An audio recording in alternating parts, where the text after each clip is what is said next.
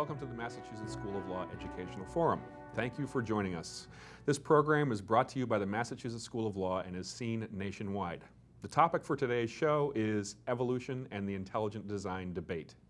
While many Americans thought the debate about evolution and creationism ended more than 80 years ago with the decision in the Scopes monkey trial in Dayton, Tennessee, the modern theory of intelligent design has brought the debate back to the courtroom, the public consciousness, the political sphere, and to the halls of academia.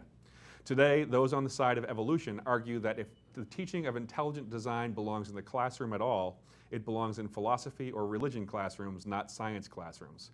The evolutionists, adherents of Charles Darwin's evolution through the process of natural selection, say that intelligent design proponents take the Bible too literally. On the other hand, intelligent designers argue that Darwin's evolution is merely theory and certain aspects of natural selection and evolution simply cannot be explained in the absence of an intelligent designer. Intelligent design proponents argue that materialists and naturalists prevent students from obtaining a complete picture of how different life forms came into being. Joining me for this discussion are Dr. Barbara Forrest, professor of philosophy at Southeastern Louisiana University. Dr. Forrest co-authored with Paul Gross the 2004 book Creationism's Trojan Horse, The Wedge of Intelligent Design. Dr. Forrest was one of the key plaintiff's witnesses in the Kitzmiller v. Dover Area School District case decided in December 2005. And Professor David K. DeWolf, professor of law at Gonzaga University School of Law. Professor DeWolf is a fellow of the Discovery Institute's Center for the Renewal of Science and Culture. He has co-authored Intelligent Design in Public School Science Curricula, a legal guidebook, and he has written a critique of the Kitzmiller case entitled Traipsing into Evolution, Intelligent Design in the Kitzmiller versus Dover Decision. And last but not least, Dr. Kenneth R. Miller is a cell biologist and a professor of biology at Brown University. In addition, he has written articles that have appeared in numerous scientific journals and magazines, including Nature, Scientific American, Cell, and Discover. It was Dr. Miller's 1999 book, Finding Darwin's God, a scientist's search for common ground between God and evolution, which led me to want to have him on this panel. Thank you all for joining me. My name is Kurt Olson, a professor at the Massachusetts School of Law and your host for today's show. Well, after that exceedingly lengthy introduction, we can get started. Dr. Miller, I mentioned the Scopes trial at the beginning in my introduction. I was wondering if you could give us a little background for those of our viewers who don't even know what I'm talking about. Well, the Scopes trial was really one of the most famous trials in American history. And it took place in Dayton, Tennessee in 1925, and it involved a Tennessee law that forbid the teaching of any theory, any doctrine in the public schools that contradicted the divine origin, the biblical origin of the human species. Essentially, it was a setup. And what I mean by a setup is that prosecutors and defense attorneys from the ACLU were looking for a test case by which the law could be challenged or upheld in a court of law. Mm-hmm. And they found a willing victim, if you will, in John Scopes, a sort of part-time high school biology teacher who agreed to serve as the defendant to be charged under the law. The media assembled in a way that I think had few precedents in American history in terms of making this a national case. The noted commentator H.L. Mencken wrote regular diaries from the trial that were published in newspapers around the country. The defense attorney defending Scopes was Clarence Darrow. The prosecutor who came in specially for the occasion was William Jennings Bryan, several times an unsuccessful candidate for president of the United States and a national political figure in his own right. Mm-hmm. The trial was exceptional for several reasons, one of which was that the judge excluded scientific testimony, although both sides were really ready to do it. He said, let's focus on the issue. Mm-hmm. So the highlights of the trial really were the point at which William Jennings Bryan allowed himself to be placed on the witness stand as an expert witness on the Bible, allowing himself to be cross-examined by Clarence Darrow. The verdict in the trial was guilty as charged. A fine of $100 was assessed to John Scopes, and that verdict was later set aside on a technicality. And the technicality, as I understand it, not being an attorney, was that Tennessee law at the time required that all fines in excess of $50 be assessed by a jury. And since it had been assessed by a judge, the fine was set aside. But the fact remains that Scopes was found guilty, and that law stayed on the books in the state of Tennessee until 1967. Interesting. Grand theater, as it were, in a Oh, sense. absolutely. And of course, it served as the basis for a fictionalized account of a not identical trial in the play and later on the movie Inherit the Wind.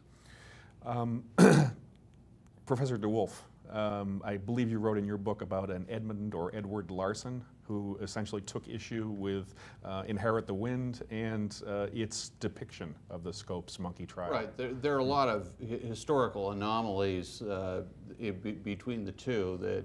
And I think to the extent, one thing that does somewhat ring true is the idea that this was a made-up case to try to put a big issue and cram it into this small courtroom. But again, Inherit the Wind was written with ideological implications in the 50s.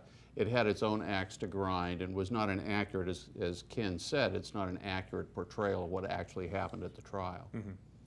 Barbara, could you give us somewhat of a philosophical perspective on Inherit the Wind, the Scopes monkey trial, what it meant in terms of the culture? Because you have spoken a lot, written a lot about fundamentalism and how it relates to this whole issue. Oh, I think it reflected the real fear that a certain segment of the American religious population has with the whole topic of evolution. In the early part of the 20th century, a little set of pamphlets called the Fundamentals was written. It's where we get the word fundamentalist, and it set down the requirements for being a good and faithful Christian. And of course, the topic of evolution represents to a segment of the religious community everything about the modern world that they fear and that they dislike. And I think that the whole aura around the film and around the whole subject of the Scopes trial captures at least that accurately, that there is a real dislike of the whole topic of evolutionary theory among people who have not been able to make the accommodation to modern science for religious reasons. Dave, I know that you've taken issue with the whole notion, I believe, in Judge Jones' decision in Kitzmiller, especially about how he's tied that directly to fundamentalism. Give you a chance to respond to that. Yeah, the reason that this is a bad place to begin, that is the Inherit the Wind stereotype as we refer to it, is that in that situation, and as Barbara was just saying, if you portray it as a conflict between religion and science, you fundamentally misunderstand the modern controversy. The modern controversy is between two different scientific views. Michael Behe, who's one of the scientists working on the intelligent design theory, had no religious issues with the Darwinian theory. He had learned it in graduate school, assumed it to be true, and his work as a biochemist was trying to follow up on it and discovered there were big scientific problems, and that's what launched him into his work. So again, to the extent that this is portrayed as sort of Scopes redux, it really misunderstands the nature of the modern controversy. I see. Ken, just again as background for our viewers who probably don't understand or might not remember their 7th or 9th grade biology class, what is evolution? You, at some point in your book, you described it as a modest idea, a minimal concept, really just 2 points. What are those points? Well, those 2 points. First, actually, I want to take issue with something that David said. He immediately said, this is not a religious issue. It's a conflict between two groups of scientists. One of the things that came out in great clarity at the Dover v. Kitzmiller trial was that all of the motivations of the members of the Board of Education, from their public comments to their individual memos to their emails, were religious in nature. And to be perfectly honest, what they wanted to teach in Dover High School, and they made this clear with their public comments, was a version of religious creationism, or as they called it, creation science. They very quickly realized they couldn't do this. They started calling it something else. That was intelligent design. But in part of the substantive conclusion of Judge Jones in that trial was that it was very clear that intelligent design, no matter how much it stresses science, as David just says, no matter how much it stresses science, it cannot decouple itself from its creationist roots. So it's not, I take issue with his characterization. The two essential parts of evolution are really straightforward, and it really is a simple idea. and that is that there exists variation in nature among individuals in a species. And you can see that very clearly. I mean, look at the 4 representatives of our species at this table. There's plenty of variation here, and there's plenty of variation out there in the real world, and you'll certainly see that in other organisms. And then the second is the observation that among that variation, there is differential reproductive success, which is to say some individuals leave more offspring than others, and that's also very clear. The combination of those two, also given the input of new variation into a species, which Darwin observed, and today we can understand right down to the molecular level, means that a species is going to be subject to a kind of selection over time. Darwin was familiar with artificial selection, by which plant and animal breeders basically selected for certain characteristics. His great insight was to understand that nature does selecting too, and that selection is reflected in differential reproductive success. So those two ideas, a constant input of variation and the selective power of nature, combine to basically produce the process of evolution by which the characteristics, the average characteristics of a species change over time, and by which a species can split into 2 or 3 independent groups, giving rise to new species. I see. Barbara, one of the things that I found very interesting about the life of Charles Darwin was that he had really developed the germ of the idea of evolution, and he waited about 20 years before he actually published it. Can you explain why it was that he did that? What were the circumstances surrounding his life, the time that he lived, and his relationship to the Anglican Church that led him to keep it a secret? Well, first, the idea of evolution had been around for a long time. Darwin's unique contribution was that he developed an explanation for how it happens, and that's evolution by natural selection. And Darwin himself had gone through his own process of change. When he boarded the Beagle as a very young man, one of the books he had with him was the Bible, because he accepted, loved William Paley's watch argument. William Paley's book, The Natural Theology, 1802, had almost memorized it, and he was a lifelong believer in the teachings of the church about special creation. His ideas began to change as he saw the data that he was accumulating. When he figured out the process of natural selection, he knew that this would be upsetting to a great many people, having been through his own process of changing his mind. Referred to it, I think, in one of his books as akin to a murder. He knew that this would be upsetting to a lot of people, and he sat on it for 20 years, and he just did research, and he gathered more and more data. He wanted to make sure that he could defend this idea, but the reason that he sat on it for such a long time was, one of the reasons was his wife, whom he dearly loved, and she was devoutly religious. And he did not want to cause her any more, he was concerned for her religious sensitivity. And also people that he knew, his friends and other scientists. He also knew of people who had literally been jailed for departing from certain scriptural understandings in England, and he was concerned about that. But he did give his wife permission to publish this if he should die, publish it after his death. But he went ahead and published it when he realized that he was about to be scooped by Alfred Russel Wallace, who had figured it out on his own. But he was concerned about the feelings of people that he did not want to upset. I see. The culture in general at that time. Yes. Ken, giving you a chance to respond to, I'm sorry, Dave, giving you a chance to respond to Ken's earlier comment. What is ID? What is intelligent design, and what are the scientific underpinnings as you understand them?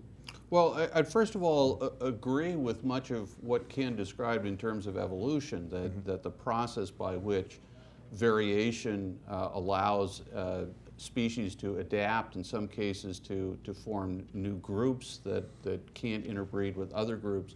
All of this is well accepted. That's not the controversial part of the evolutionary theory. The real question is, how do you get the first of a new capability in nature? And the concept of design itself is not unique to biology. There are lots of cosmologists, physicists, and so forth who look at the finely tuned aspects of the universe and basically infer from that, or pose the question, gee, this looks so wonderfully engineered that should we not suggests the possibility that this was a design system rather than something that just randomly fell into place. As applied to the, and design is also widely used in other scientific fields to identify those phenomena which are the result of human or intelligent agency, as distinguished from those things that can arise from natural processes. Now, applied to biology, the question that Michael Behe raised was, gee, I can't find in the research that I'm doing a plausible explanation for the development of highly complex, interrelated, what he called irreducibly complex structures. And since design has been identified by people like Richard Dawkins, a strong proponent of Darwinian evolution, since that kind of, since the idea of design as identified by Dawkins is a hallmark of biology, is it possible that design is real rather than merely illusory, as he suggests? So that's the application of intelligent design to the biological sphere. Ken, in response to that, I think there were three things that that Dr. Behe wrote about. What was it? The immune system, blood clotting, and the flagellum of certain bacteria. That's right. I'm getting way out of my element now, but no, as you can probably tell. With all due respect for an attorney, you're doing just fine. Thank you very much. I appreciate it. How is it that you've disproved all of those things that Dr. Behe would suggest? Well, you know, we can't really explain this based on evolutionary theory alone. There must be a designer. Well, it's very important to give credit to Dr. Behe's arguments and to state them properly. Michael Behe has indeed looked around and said, I don't think that modern molecular biology, biochemistry, and genetics can explain this, that, and the other thing. If that's all he had said, there wouldn't be much of a theory there, because there's an awful lot of things in this world. Friction is an example. The movement of part of chromosomes during cell division. We don't understand the basic force-generating mechanism. There's an awful lot of things that we don't understand in science. But what Dr. Behe said was not only that I don't understand this, but I've discovered a reason why these complex systems are unevolvable, an ironclad reason why they could not be produced by evolution. And that is that they're composed of multiple parts. And none of these parts have any function until they are all fully assembled and put together. He calls this property irreducible complexity. Now, if he was right about that, in other words, if we could look at these systems and discover that, yes, all of the multiple parts with no functions of their own had to be put together before there was any selectable function, he might have a very good reason for saying that these structures are unevolvable. And that's not evidence for design. That's evidence against evolution. Design evidence is inevitably negative, as is this. But the problem is, and this came out in the Kitzmiller trial, every single case that he has advanced that way has turned out to be wrong. Examples. He predicted 10 years ago that we would never get a Darwinian explanation for the gene shuffling system that makes it possible for us to make hundreds of thousands of antibodies against any conceivable pathogen that might infect us. Well, it turns out in the 10 years since he made that statement, that's exactly what immunologists have figured out. And in fact, when Behe was testifying at the trial, 58 papers, research papers, were piled up in front of him, every one of them filling another piece of the puzzle as to how this evolution took place. And he simply said this wasn't good enough evidence for him. With the blood clotting system, he said all of these proteins have to be present before you clot any blood. Well, it turns out we've investigated the genomes of other organisms, and we found, for example, although it's a strange sounding example, that the puffer fish is missing 3 of these important components, and its blood clots just fine. And with respect to the bacterial flagellum, it has about 35 proteins, depending upon the species. There are subsets of proteins in there with different functions. And I think for the benefit of your non-scientific audience, I've got a very simple little demonstration. And I'll use Dr. Behe's favorite example of an irreducibly complex system, and that is a mousetrap. Could you save that until after the next break? I'd be happy to, or until we see a mouse in the studio. Excellent. We'll look for the mouse. And in the meantime, thank you for joining us. Today we're discussing evolution and intelligent design. We'll be right back.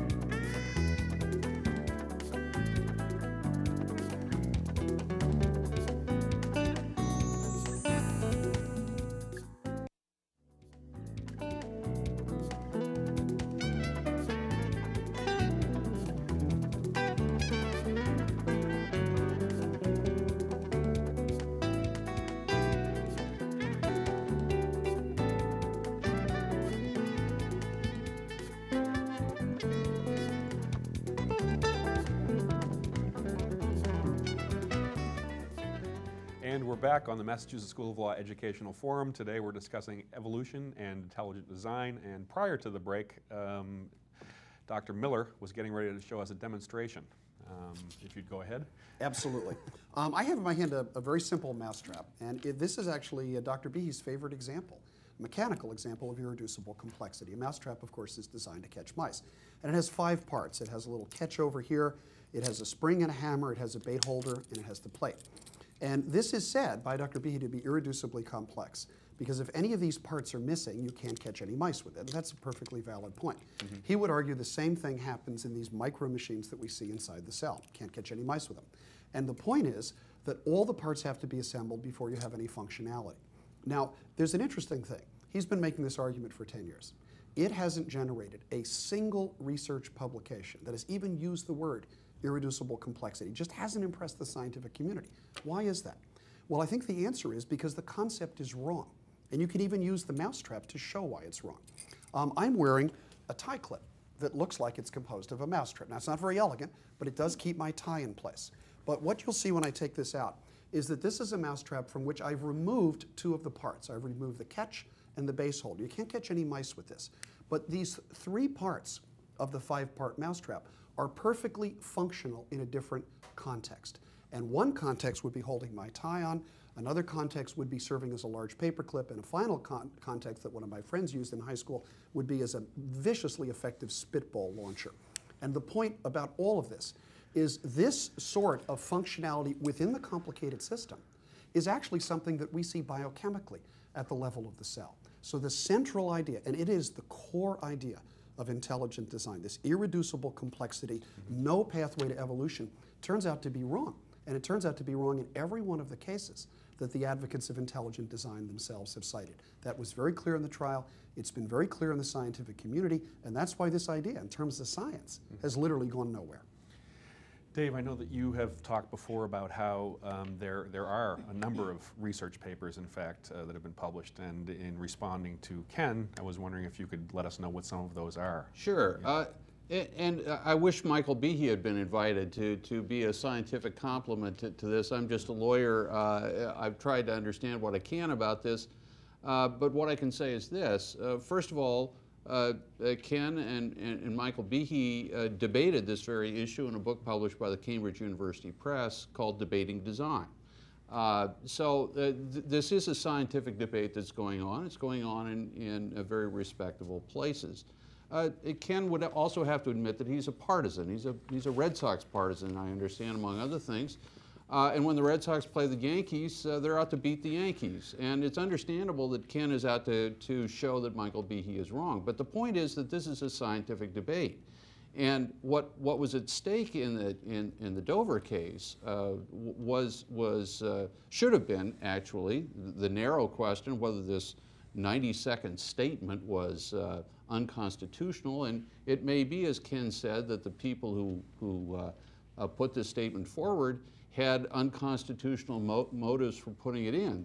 But that would no more establish the constitutionality of teaching intelligent design or the unconstitutionality of teaching intelligent design than if I hired a Norwegian for prejudicial reasons and you drew the conclusion that it was unconstitutional to hire Norwegians.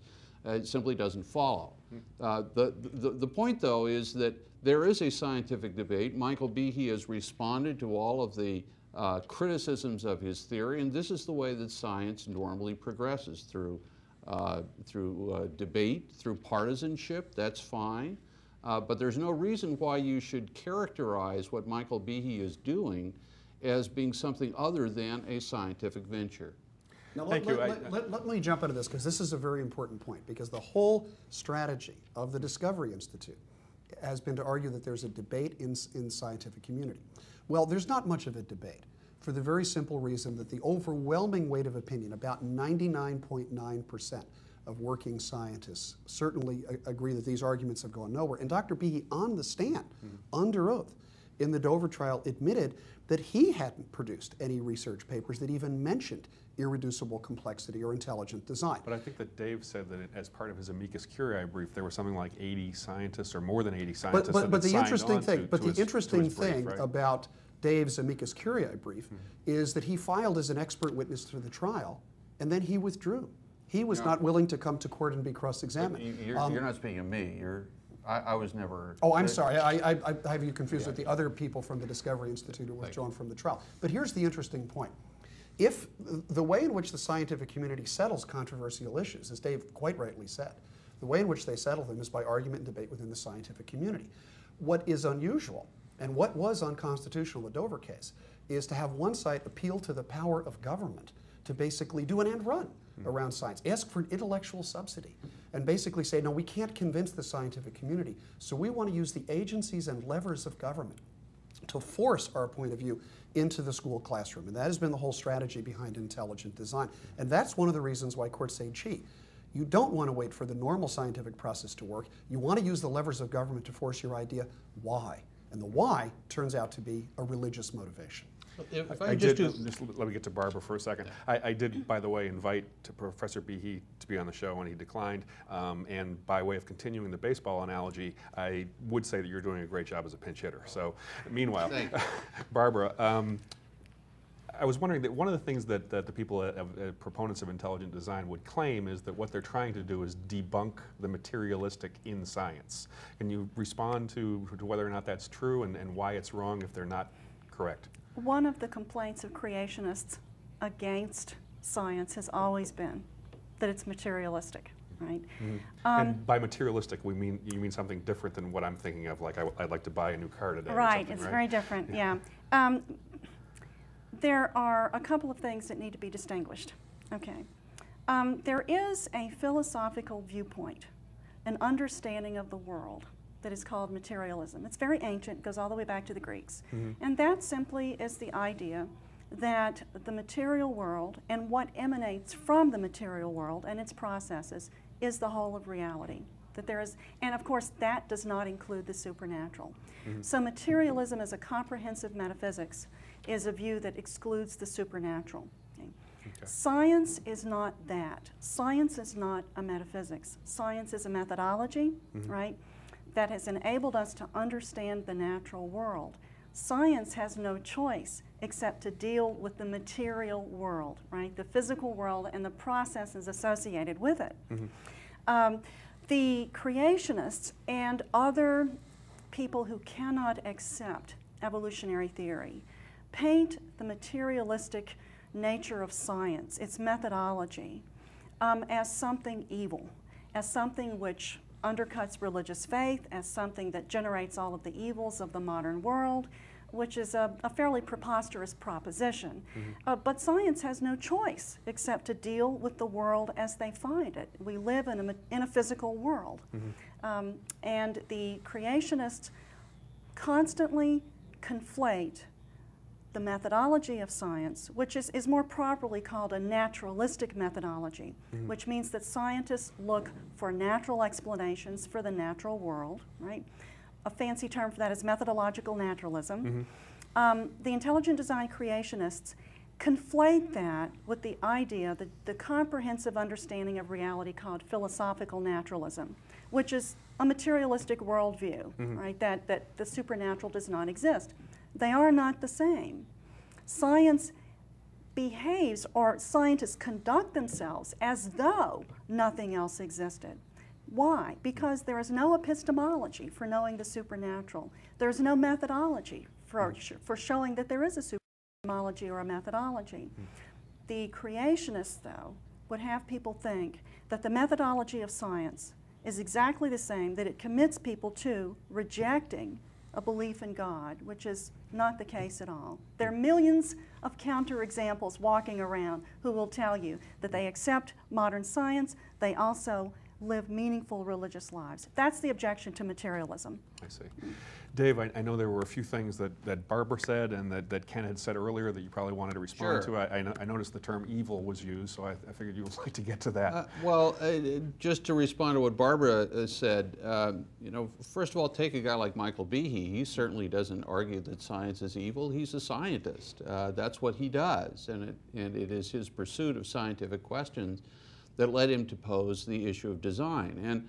And I think it's erroneous to suggest that design necessarily entails the supernatural. Again, as I said earlier, scientists very frequently employ a kind of common sense or even methodological process to identify what is likely to have come from natural causes and what is likely to be the result of an intelligent agent. The search for extraterrestrial intelligence, the so-called SETI program, which was popularized in the movie Contact, that process looks to the heavens, so to speak, for signs of intelligence. And the idea is that if you detect certain kinds of patterns that are normally associated with the sorts of things that intelligent agents do, then we would identify that as the product of extraterrestrial intelligence. By contrast, there are many other signals that might sound like a pattern, but on closer inspection we find out they're just some variation that's a result of natural causes. So it is not true to suggest that the only alternative to a search for material causes is to look to the supernatural. We frequently have the process of exploring the possibility that something's either the result of a natural, unguided process, or it's the result of an intelligent agent's intervention. Ken, part of your book, actually, I believe the subtitle, it talks about how you as a devout Catholic can continue to practice your religion and believe in God at the same time that you believe in evolutionary theory. Does that suggest that there might be some support for what Dave says, or is it complete bunk? I wouldn't. I extend too much courtesy to my friend to use the word bunk. Okay. First of all, my faith is certainly something I believe in. Evolution isn't something I believe in. I don't believe in evolution. I don't believe in the Krebs cycle. I don't believe in atomic orbital theory. I accept those last three things as the best scientific explanation on the basis of the data. That's my own understanding of evolution. I certainly find it to be tremendously compatible with my religious belief, literally in every way. And that's one of the reasons I wrote that book. And it turns out this is really the general consensus within the scientific community. Next month, Francis Collins, a devout Christian and the head of the Human Genome Project, one of the most famous scientists in the world, probably on the short list for the Nobel Prize, is going to publish a new book on science and faith. And he makes a very, very frank confession of his faith in this book. And as an aside, very, very strongly defends the theory of evolution because, as he points out, the interpretation of genome data that we do every day in analyzing the human genome and other genomes would be impossible without evolution as the tool to guide us.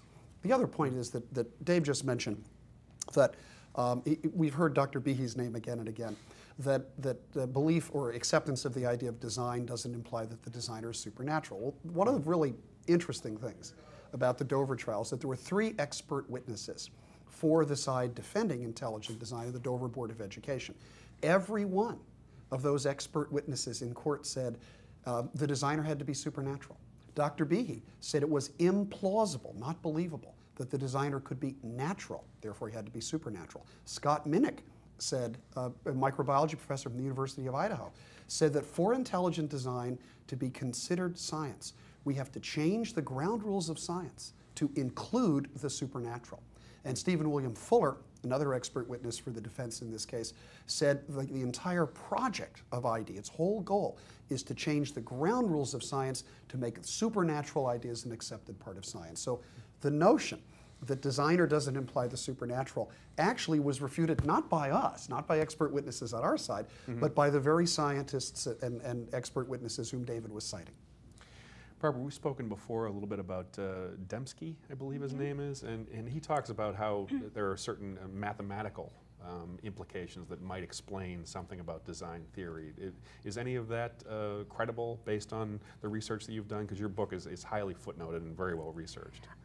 Yes. Let me say one thing about Dr. Dembski's work that speaks to one of the things that David said. Dr. Dembski himself defined the designer as a supernatural, transcendent designer. He very specifically said that in an article he wrote in 1992. He specified it himself, and so we don't, you know, and the minute that the intelligent design proponents reject naturalism, that is exactly the same as an endorsement of the supernatural because there is no other alternative. What William Dembski has done is to really use the same technique that some of the earlier creationists like Henry Morris have done, is to try to show that the odds, the mathematical odds that certain let's say structures like the bacterial flagellum could form by natural processes are so overwhelmingly against it that we may as well conclude that that's tantamount to saying it didn't happen. Some of his critics call that his mathematicisms, but it's essentially the same old creationist technique of trying to use mathematics to show that the odds are overwhelmingly against the natural formation of these little structures. But they did form, and they did form naturally. And the research is actually being done to show how that could have happened. Dr. Dembski, I might add, has no formal credentials in science. He is not a scientist, although he purports to speak very often as a scientist. But essentially, his unique contribution is to defend intelligent design as part of his Christian apologetics. As a defense of Christianity, and he's written extensively about that. Like to respond? Absolutely. First of all, Bill Dembski has a PhD in mathematics, which I believe qualifies as a science, as well as a PhD in philosophy. And his book, The Design Inference, was published by the Cambridge University Press. And the process of making the design inference is, as he describes, one that is common in a lot of different scientific endeavors. I don't think that part is being challenged. The question is whether you can apply this to the biological realm. Now, if what you're saying is we have to exclude any possibility of something other than a materialistic cause, if the nature, if the closed set in which we operate has to be a set of materialistic explanations, then you have, by definition, excluded any possibility of looking elsewhere. Thank you, and we'll go to the next break, and when we come back, I'll let you continue that thought. Thank you for joining us. We're here today on MSL's Educational Forum discussing evolution and the intelligent design debate. Thanks for joining us. We'll be right back.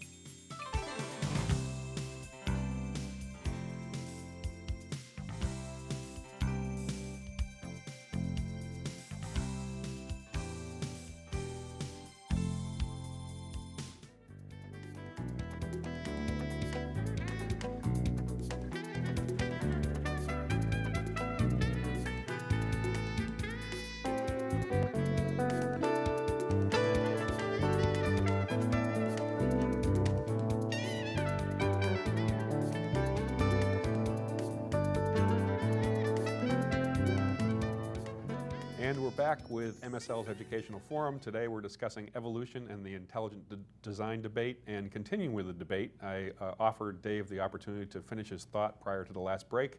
So Dave, thanks. Continue on. I was trying to explain the difference between the design inference, which basically says I can see from what I'm looking at the telltale characteristics of an intelligent agent, from the identification of who that agent is. Now, I would concede to Barbara that most of the people who have advocated intelligent design, if you ask, well, who do you think the designer is, they would identify that designer with some sort of deity associated with a traditional faith. But that's a second process by which you identify who the intelligent agent is. The first process, which scientists engage in independently, is to look at, for example, a fire. Did this fire start naturally, or was it set by arson? That's the determination you can make before you identify the intelligent agent who's involved. I see. And Barbara, you were looking to respond to the question about Mr. or Professor Dembski? Yes, well, a response to some of the things that David has said. First of all, William Dembski defines intelligent design as religion. He says that intelligent design is the Logos theology of John's Gospel restated in the idiom of information theory. Philip E. Johnson, who is the leader of this movement, defines intelligent design as theistic realism. They define it. They give its essential characteristic as a religious idea. The other thing I'd like to respond to is the idea that William Dembski has shown how intelligent design, or how he can explain how it applies to biological systems. He's never done it. He has been repeatedly asked to provide the data to show, for example, how his explanatory filter would work on a biological system. He's never been able to do it. He's never offered the data, even after saying that he would. And so he's really not been able to successfully accomplish what he says that he set out to do. With respect to his design inference, the book, The Design Inference, in September of 2003, he put it on a list of books that he presented to the Texas Board of Education when the Discovery Institute involved itself in a dispute over the selection of science books. He presented it to the Texas Board of Education as a book that supports the intelligent design. But only 2 months earlier, he himself had written that when he wrote the design inference, it did not address the question of biology. So he's directly contradicting himself there. The other thing that's very important here is when Professor DeWolf talks about intelligent design as it applies to biology, there's nothing to apply. Paul Nelson, who is one of Professor DeWolf's Discovery Institute colleagues, has said that the biggest problem they have right now is that they don't have a theory of biological design. They don't have one. Thank you. Ken, we were talking earlier about how you debated with, I believe it was Henry Morris, the late Henry Morris, in Tampa, Florida. I think it was soon after you'd become a professor at the University of Colorado, is that correct? No, not quite. It was soon after I had come to Brown. My PhD is from the University of Colorado. I see. Okay. At that time, I believe Mr. Morris was a creationist in the strictest form of the word. Absolutely. And yet you came away from that debate feeling like you admired the man for his conviction, and yet you were concerned about what his conviction would mean for morality and other issues. Yeah, no, I think that's true. I debated actually Henry Morris, who was the sort of the grand old man of scientific creationists in the United States, the founder of the Institute for Creation Research in San Diego. I actually debated him 3 times in the early 1980s, once in Providence on my campus, once in Tampa, and another time in Arizona. And after the debate in Tampa, the reason we did this was because the Board of Education in Tampa, Florida in 1982 had decided they wanted their kids to be taught scientific creationism. And they instructed the science departments to prepare a scientific creationist curriculum. And the science departments were just, deeply depressed and didn't want to do this. A large local Baptist megachurch in Tampa then decided they'd try to scare up somebody for a debate. And I was invited to go down and debate Morris. And because it was such an issue, we had this in the largest high school auditorium in Tampa. It drew 1,700 people. There was an overflow crowd of about 600 with closed circuit audio. It was carried live on a local radio station. So this turned out to be a big deal. I don't think Morris fared very well in the debate because they tried to organize another one about 6 months later to sort of undo the damage. But to me, the most revealing thing was that the next morning, they put both of us up in the same hotel. And the next morning, it was a Sunday morning, and I had gone to Mass early and then was coming back to have breakfast, and I saw Henry Morris in the coffee shop. He was finishing his breakfast. I figured, what the heck? I asked him if I could sit down. He said, sure. And I reminded him that some of the arguments that he had used had failed badly, and they had failed badly because I had shown how the arguments either were mistaken, or the data was misrepresented, or the more recent scientific data was on the side of evolution. And then I told him, I said, you don't really believe this stuff, do you? And I have wondered if he did. And it was apparent from his answer that he did, that he was a gentleman of conviction and of passion. And what he told me was basically, Ken, you're earnest, you're bright, but you have to realize something. And that is that even as scientists, we have to take the Word of God in Scripture as being true. And if for the moment scientific facts and data and evidence seem to contradict it, we have to set those aside in favor of what we regard as the greater truth.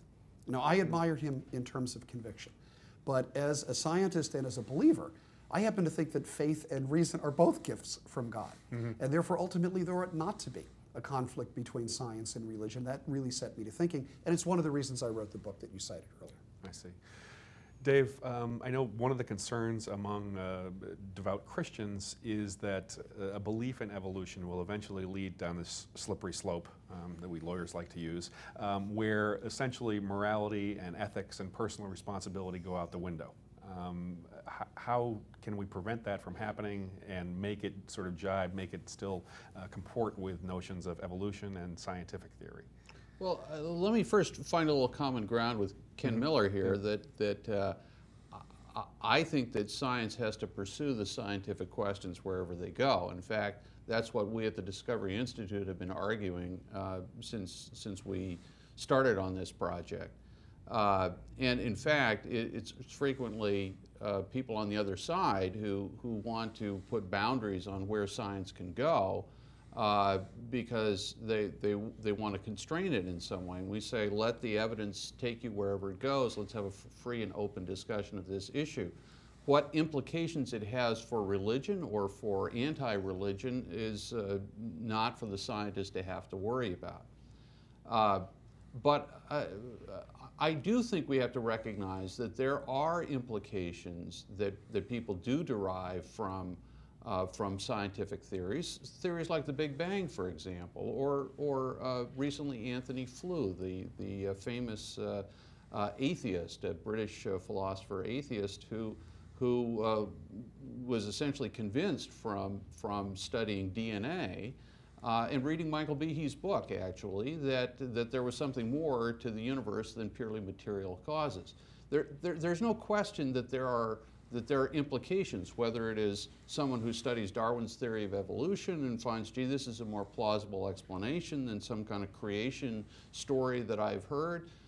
You can go either way on this. The point is that the science should not be held captive to the philosophical implications that people want to draw or are afraid to draw from the science. And that's a position the Discovery Institute has taken. It may be different from the kinds of debates that Ken has had in the past.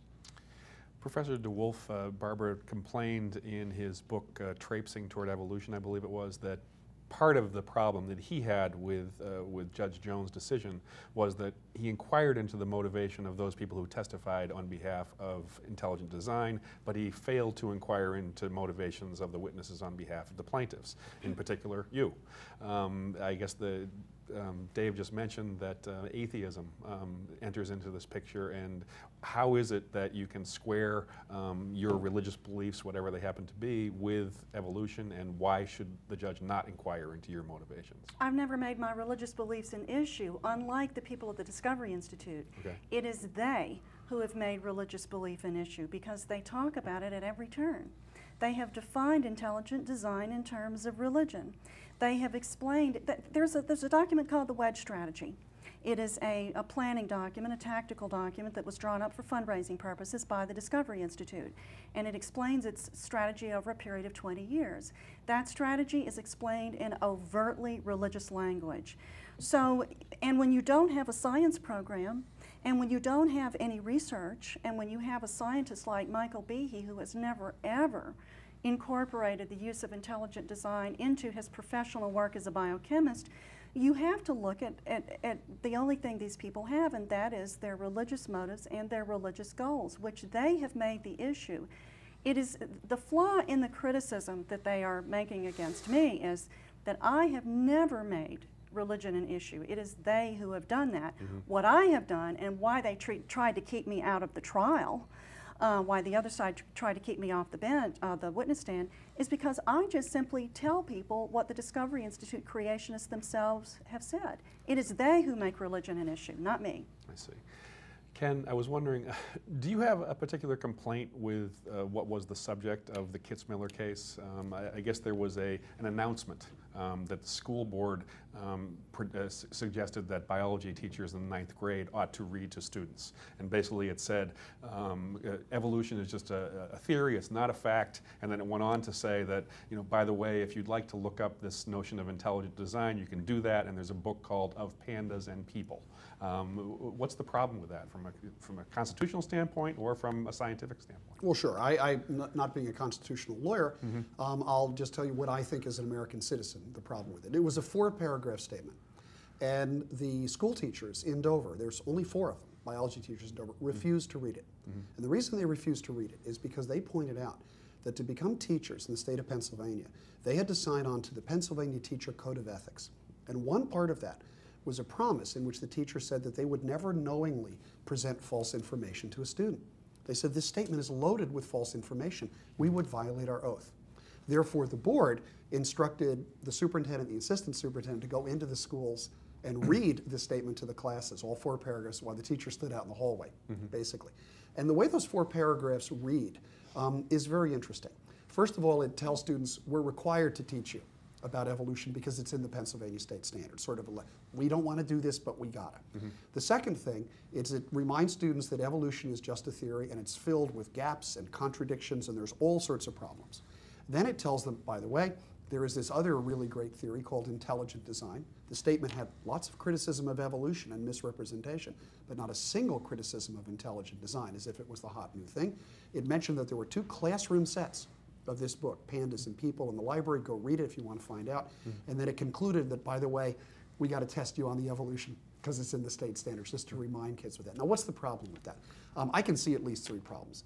The first thing is basically what it tells students is that there are these 2 ideas you could consider, and students would understand right away. One of these is your Bible-friendly theory. The other one is hostile to religion, and that's evolution. By the way, evolution is filled with holes. So first of all, it undermines evolution in a false way. And then it puts these 2 ideas in contradiction. Students aren't stupid. They're going to immediately realize that what they're being told is either if you pursue science, turn your back on your faith.